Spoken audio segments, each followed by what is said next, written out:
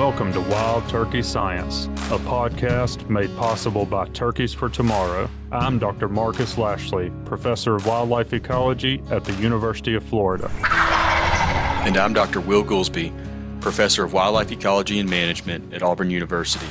We're both lifelong hunters and devoted scientists who are passionate about hunting, managing, and researching wild turkeys.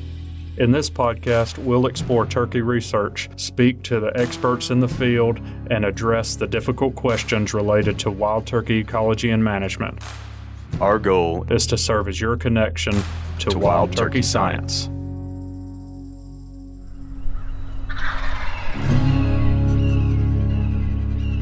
I have been spending a lot of my time actually beta testing, going through, in other words, this new course that we're launching.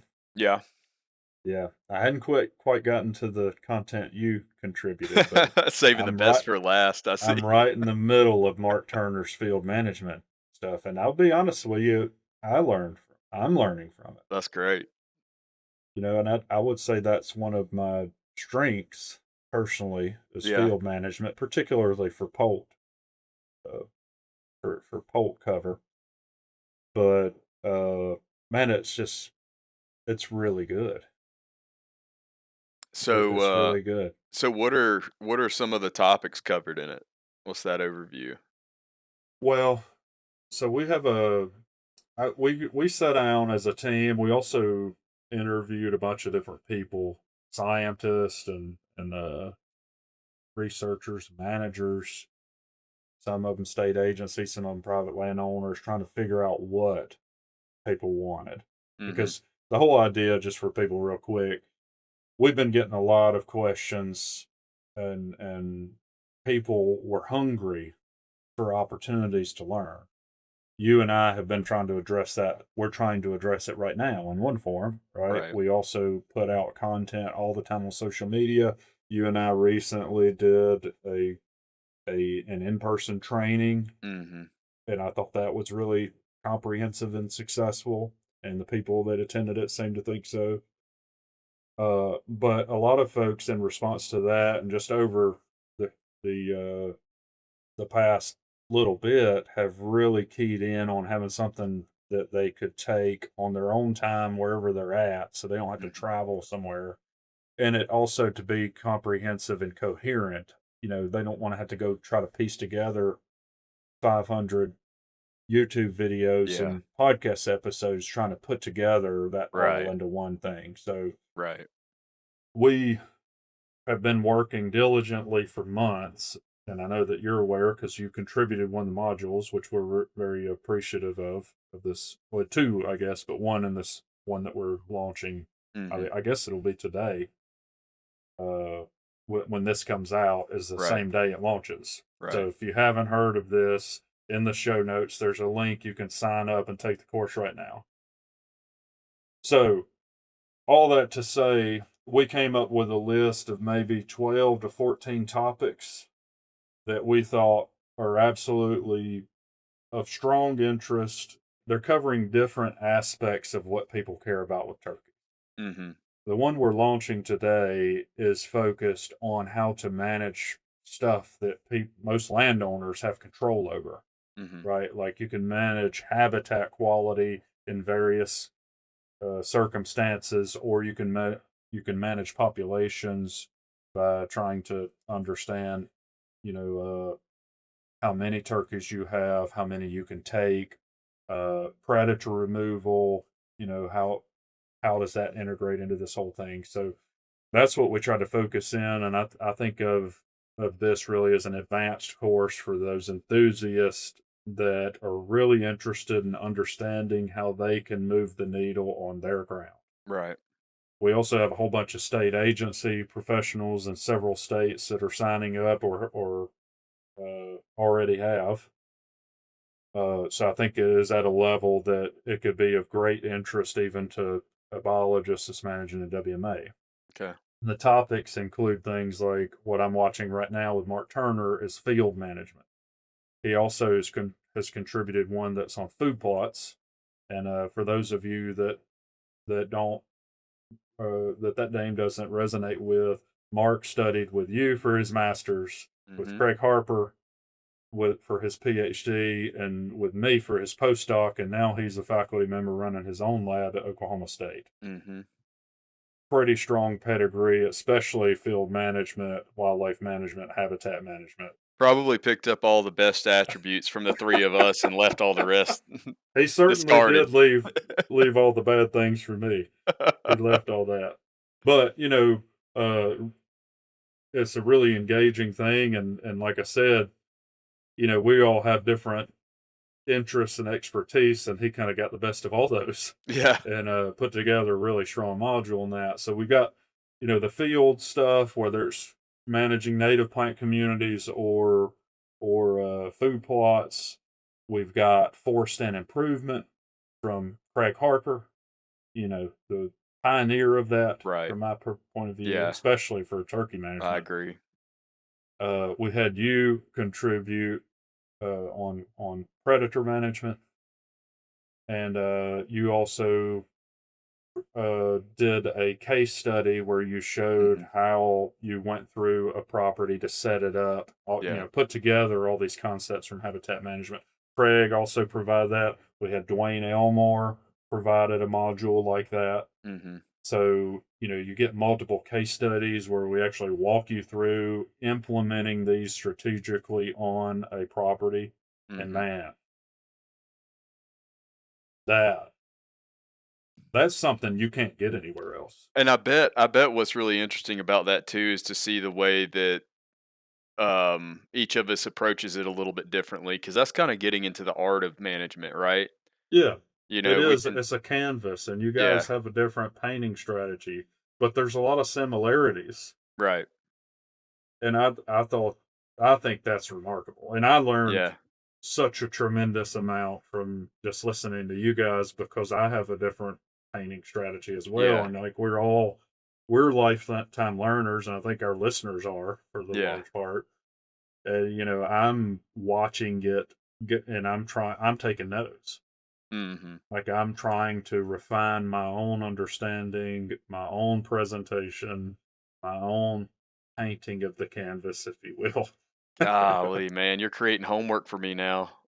Yeah. Like, I'm gonna have to go through it too. well, you You've should, piqued man. you've piqued my interest. Well, this thing, like, I take some ownership. Like, I had the vision to do it and brought together the best of the best. The habitat managers, all of you work on that. We've got Mark McConnell, the Upland Game Bird Chair at Mississippi State, is providing stuff with cost share programs, how you can use cost share programs to help you implement things on your land. I mean, like this, it's a powerful thing. Yeah. I did some stuff with forest management, but it was after I knew what everybody else contributed. It's kind of hard. You guys are a hard act to follow, man. Nah, I don't know about that. I'm sure your So, stuff is really good too, but well, I'm glad you I think included it's the cost share stuff. I definitely wanna listen to McConnell talk about that. yeah, no, it's so good, you know. And I'm excited about it because we're releasing it to the world, and we've already got a ton of people. We had several advertisements trying to stimulate interest and kind of Mhm. understand what the interest was. So we've got tons of people pre-enrolled, and a bunch of state agencies reached out about getting their staff involved in it.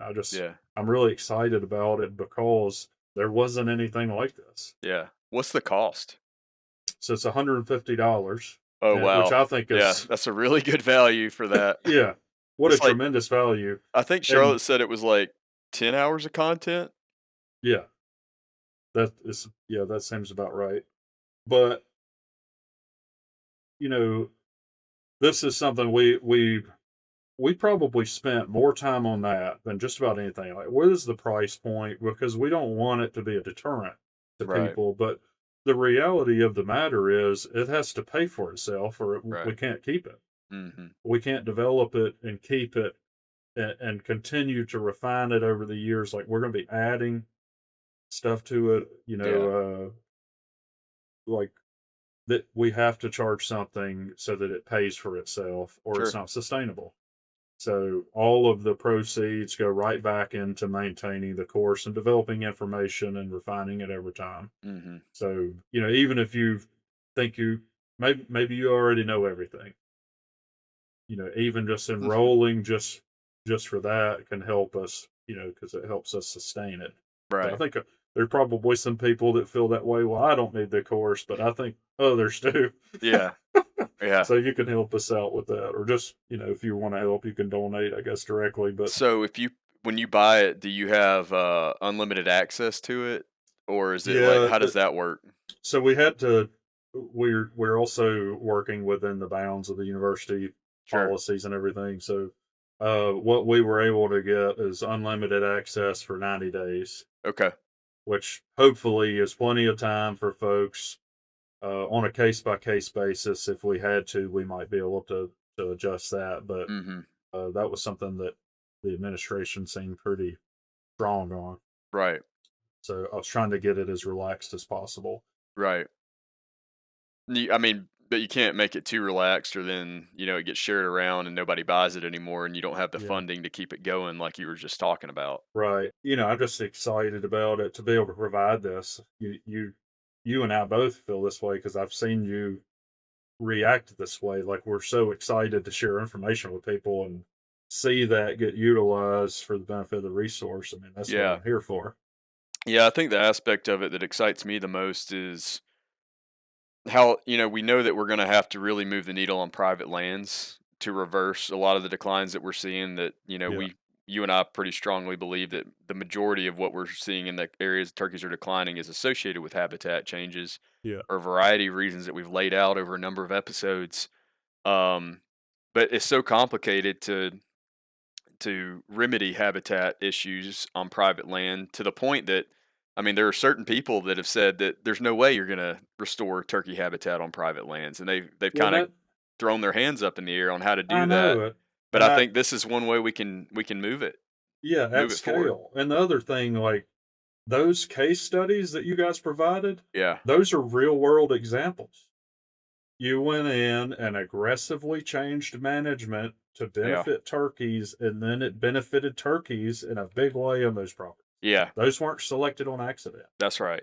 I just had a landowner actually reach out a couple days ago. I just replied to him this morning, but sent me an email, and I went and did a site visit with him, and got him set up with a plan and everything, going forward on how to manage that. And he reached out today specifically about a ryegrass problem that he was having.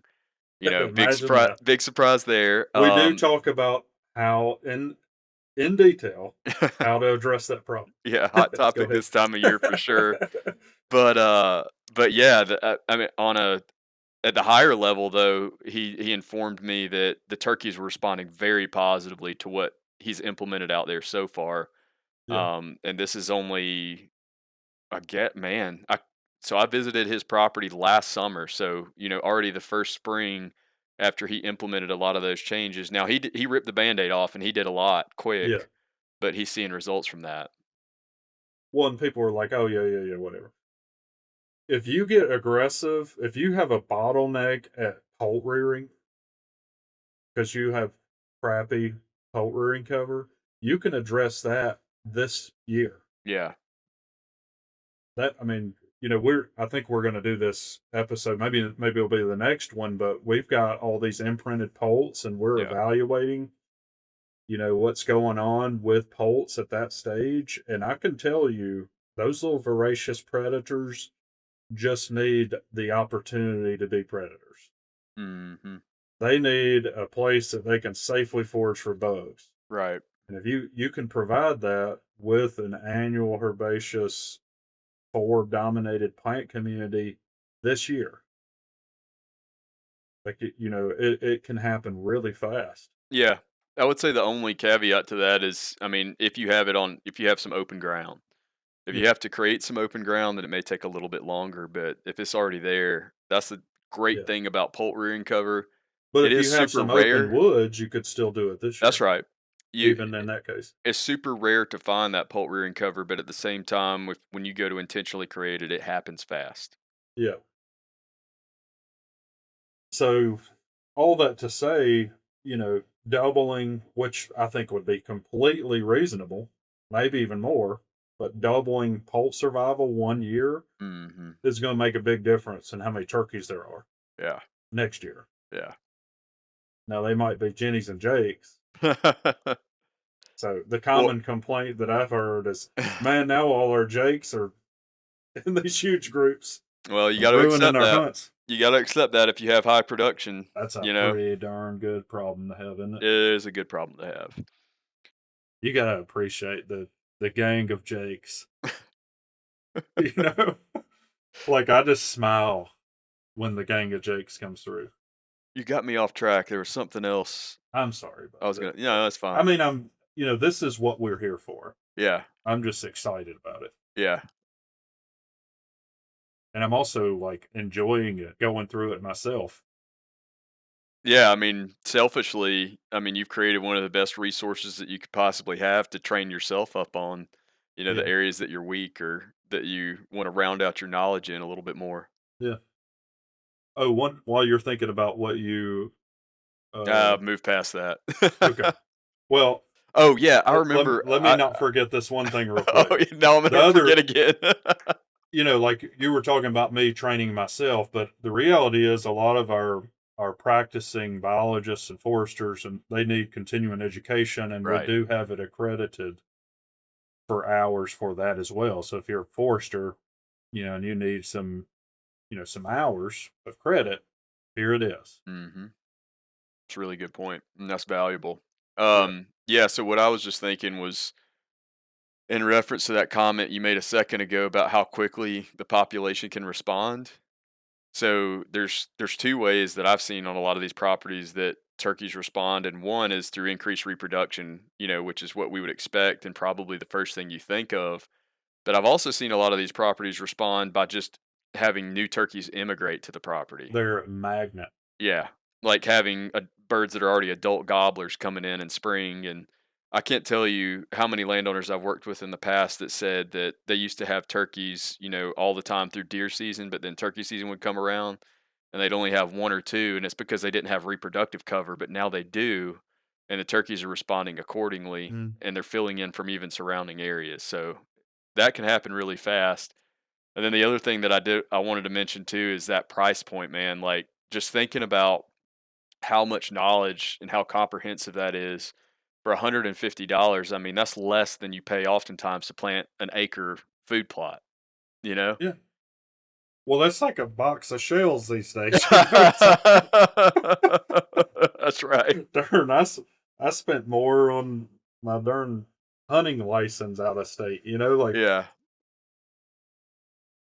so, I mean, we, if we weren't doing it within, we used a lot of funding from different places to help offset that cost, I guess, uh, Right. what I'm trying to say, but the value for that to me is unmatchable. Yeah. Absolutely. Man, I'm really curious to see the response Mhm. from folks. Another thing that we are doing, and it's probably irritating to folks that are taking it, but it's really necessary for us to build the best thing possible, is we have some survey stuff I built was going to into ask you it. about that. So Yeah. we're tracking how much and where people are gaining knowledge and what they like and don't like, those sorts of things Mhm. that are all going back. And man, my team of people here working on this stuff are, I mean, they're experts. Right. They're the best I could find at what they do. Yeah.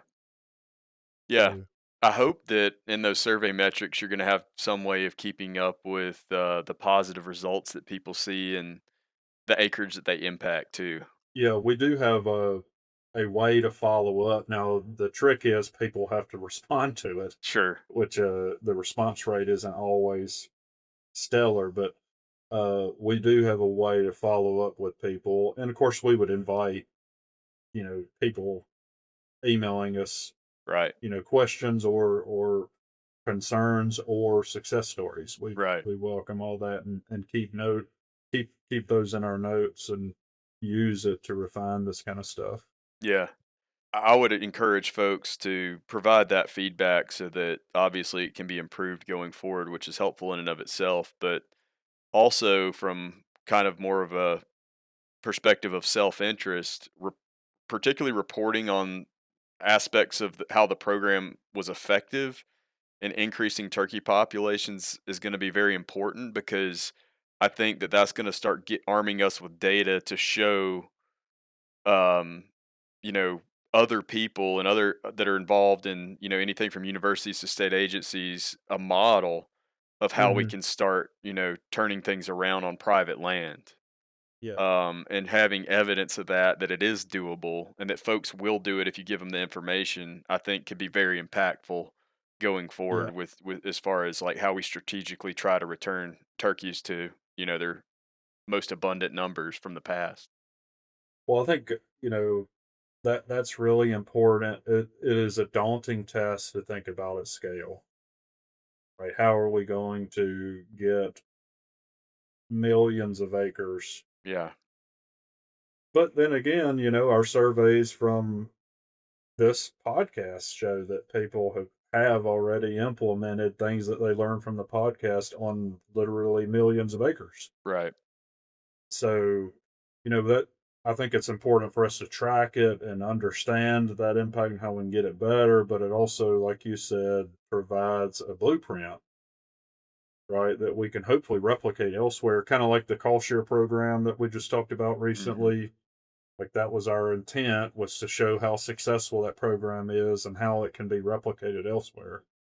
And I think those kinds of things like that, that is how we're going to get it to scale.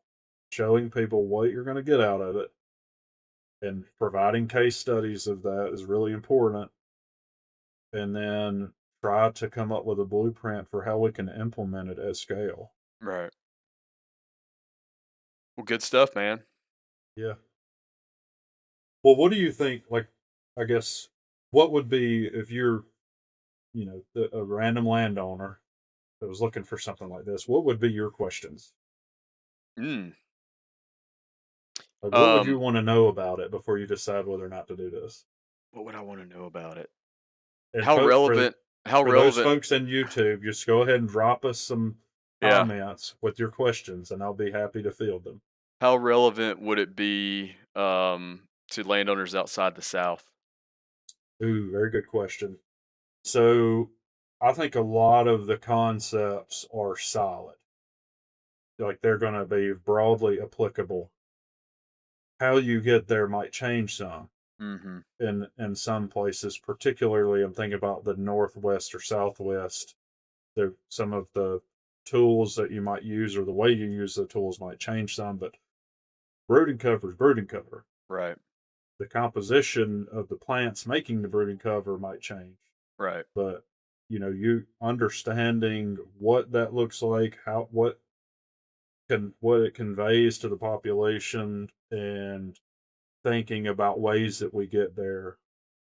Uh, I think that really broadly applies. Hmm. That being said, a lot of the people that we have involved are focused on work in the East, but we do have several folks from Midwestern states. So definitely a lot of broadly relevant stuff from other parts of the range of turkeys.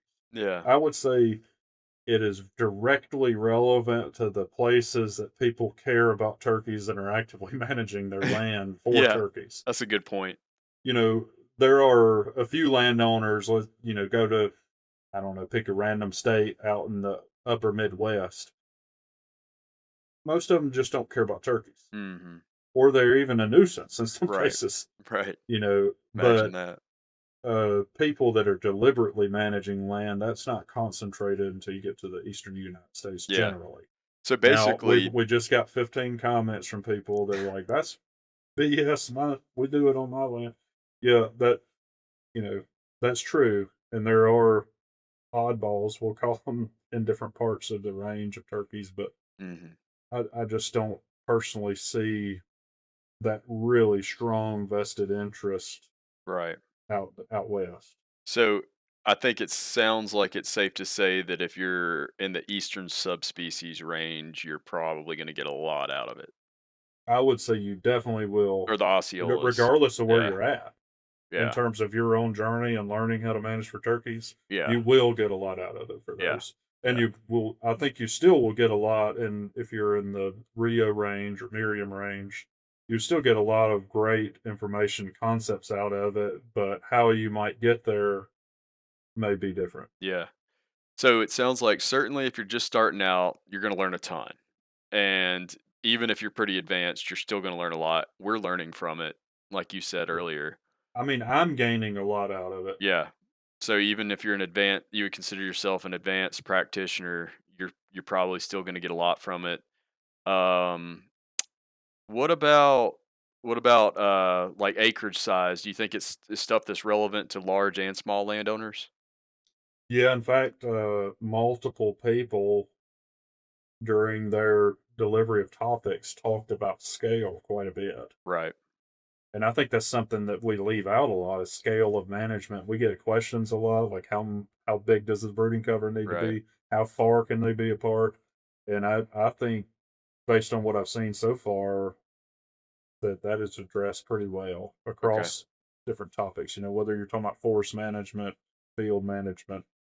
I talk a lot about connectivity, practices that you can use Mhm. to try to connect different things, and all of us are relating it to scale Right. management. Okay. So, which to me speaks to that issue of landowner landowner property size. Yeah. Okay. What about if I'm in a situation where I can't cut trees or burn? Still going to be relevant to me?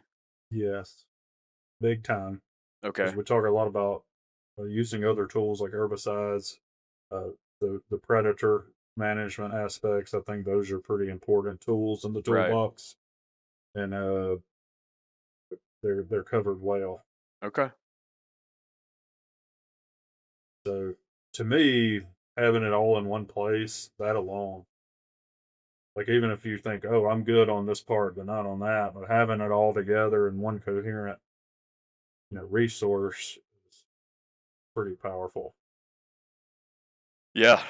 Gosh, I'm just thinking about how am I going to find time to get through all this uh, and Well, you got to do like an hour a day or something. I'm gonna have to take notes on it, man, and rethink the way that I do some things. I mean, Yeah, that's a painful process when you already, get a set of tools and approaches to using those tools that works. yeah. But I mean, you always got to be getting better and learning more.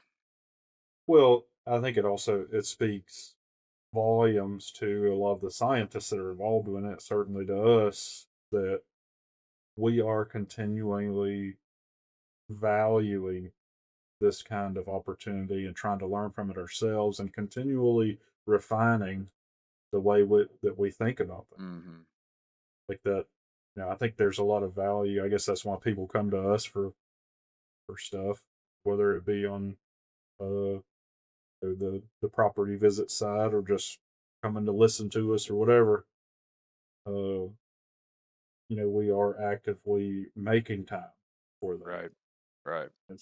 I have made it my job, to make time to learn Yeah. and disseminate that to people. So Yeah. There's not a lot of academics that do that. That are. I wouldn't say it. There are a lot of them, but there are some that don't. We'll just put Yeah. it that way. Yeah. I And mean, I'm talking I'm about the. not thinking about anyone in particular with that, but there definitely are some that aren't trying to learn anymore. Well, I'm not saying that don't try to learn. I'm saying more so speaking to the applied on the ground management side of things.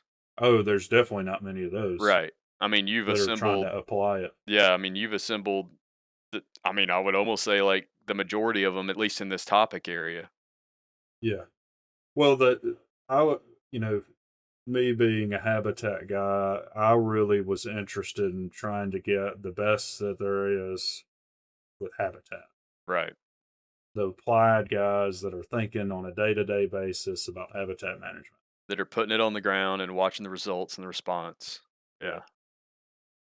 And we have some other important topics. For example, Dr. Carolina Baruzzi covers. She works a lot with native ground cover restoration, and some people, it's not good enough to have good brooding cover. You want it to be native ground cover, and when I Hmm. say that, I mean like a suite of species that would have historically been there. Really cool to think about, because I don't usually think about trying to restore the system back to its original functionality necessarily, Hmm. especially grasslands and prairie. And it's really cool to hear her perspectives on doing that. Yeah, I'll look forward to listening to that. So, but you know, hopefully, folks find a lot of value in this. I hope everybody signs up, and provides us feedback, learn from it, go do something good for the resource. That's, that's the ultimate value. Yeah, get out and do it. I mean, that's ultimately why you created this, is you want to see it applied. Exactly. I didn't just, you know what? The University of Florida would have been just fine and hunky dory without me spending so much time and several of my staff devoting their life to it for the last several months. Yeah, They would have been fine without us doing that. We're yeah, doing it because I think it's the way to go to benefit the resource. yeah. I feel like I've been spending a ton of time on this thing, and I'm not even one of your staff. I can't imagine. I can't imagine. I mean, it's got to have been filling their work weeks for a while now. Yeah, for several weeks they have not done anything else. In fact, Just trying to run uh us all down with our schedules to actually deliver the talks. yeah, and it was really interesting because they were going to you guys. So they're like traveling all over the US trying to track down the busiest people on the planet, what it feels like. So, but It takes an yeah. incredible amount of patience to work with us, I know. Well, I've been training them well on You have. that. You have. They have an enormous amount of patience. I can tell you that for a You fact. set the bar low. No, I said it. Well, if they were doing limbo, Yeah. the bar's really low and they can sneak right on under it. I meant you set the bar low as far as ease of working with you. Yeah. Well, they So they're I accustomed can't say to enough how difficult scheduling. Yeah. yeah, I can't say enough how much I appreciate all of them and their hard work on it. I mean, they've been tremendous, upbeat.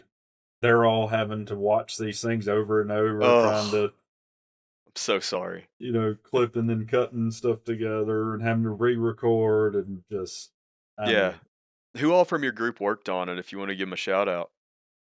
yeah. So, one of them's name, I don't know if we've said her name before, but Dot, what she goes by, but Dorothy Dick is her name, and Charlotte Nowak, that you're all familiar with because she handles podcast editing and everything, and we've had her on even a couple of times.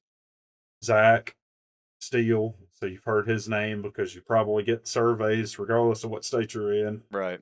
See a survey from Zach, go ahead and take that thing. Yeah. And try not to, say anything hateful to him because he's got a few responses that were less than No. ideal from some of those. But No. yeah, so he's been working on this thing really hard. Uh, Anesha Lahiri is a PhD student. Actually, part of her dissertation is framed around this, trying to Mhm. understand knowledge gaps and what motivates private landowners to engage in management. It's another important topic. Yeah. Uh, that I would say that's the core team that have been doing nothing else, basically, except Yeah. for this for a couple months. Yeah. That's a lot of people working on it.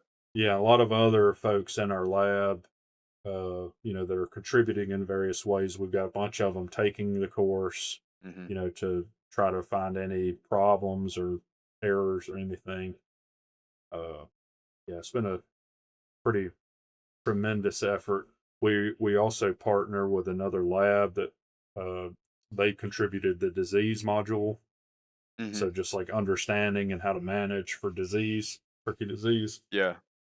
Oh, I didn't even realize that was in there. I definitely have to watch that too, just for my own knowledge. Yeah, Yeah. and yeah, that's uh, Dr. Sam Wisely and uh, T.J. Hafliger is the PhD student, and you guys may have heard of them before, especially if you're in Florida, because they were collecting turkey hunter kills from all over the state, and Hmm. we are screening for pathogens statewide and doing a bunch of genetics work. So that lab is, has the expertise to handle that part of it. But they contributed, you know, modules to this. We were trying to make it as well rounded as we could make it, man. And Sounds like you and did a good job. and the other thing, we didn't want it to be 40 hours long. Yeah. So we split it into two parts, and all of this one is the really applied management stuff. And then we have another one that we're developing.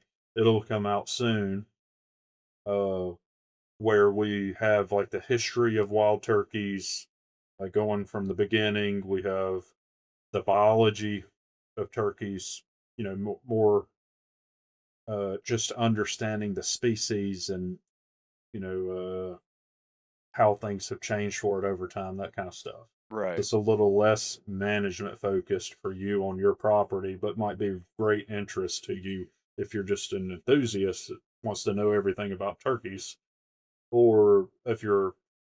We even have things related to, how to hunt turkeys, and we have experts from the hunting industry and enthusiasts from various aspects trying to build that out. So that'll be released down the road a little bit, but that's kind of how we decided to separate them so we don't end up with one gargantuan course. Yeah.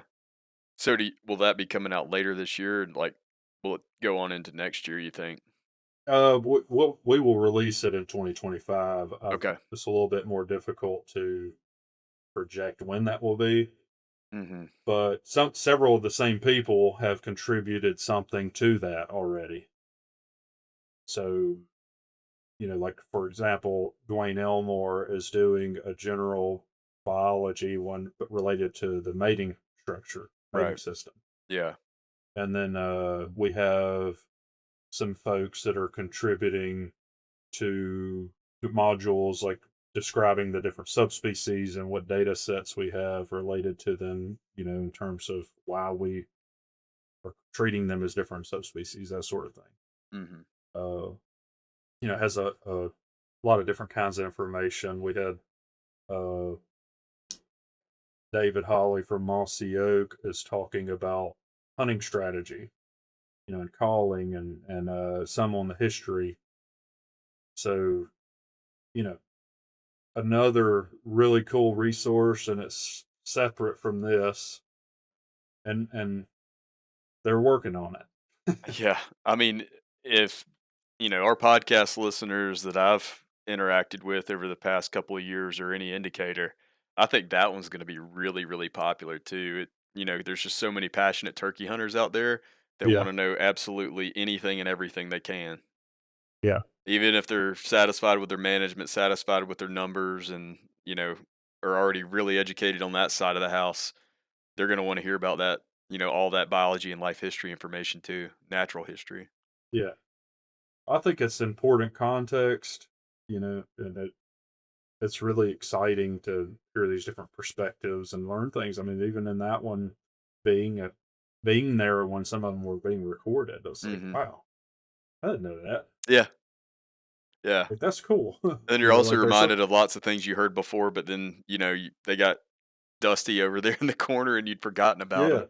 yeah. I get So, reminded about things, and then sometimes it makes the light bulb turn on. It's like, yeah. oh, Yep. here's what we need to do. Hmm. Like that's happened multiple times. Yep. Absolutely. Really exciting. Well, good, man. I'm excited to go through it, and I hope a lot of our listeners are. I think they will be. Yeah. Well, it's sort of a relief that it's finally here, I can but bet. it's also like, man, I'm like on the edge of my seat to see Yeah. how folks respond to this. It's your baby. I know. I know. And you just hope everybody else thinks it's as cute as you do. Yeah. And they never do. They never do. All right. Well, thanks everybody out there for all your support and listening. I hope, truly do hope that folks are excited about this course, and, we made it available in the show notes. Please sign up. Let us know how it's affecting you and your knowledge and what you do with it. So we'd appreciate it. Help us share it with others. Anything that you can do, hopefully, will translate into something beneficial for the resource. Wild Turkey Science is part of the Natural Resources University podcast network and is made possible by Turkeys for Tomorrow, a grassroots organization dedicated to the wild turkey. To learn more about TFT, check out turkeysfortomorrow.org.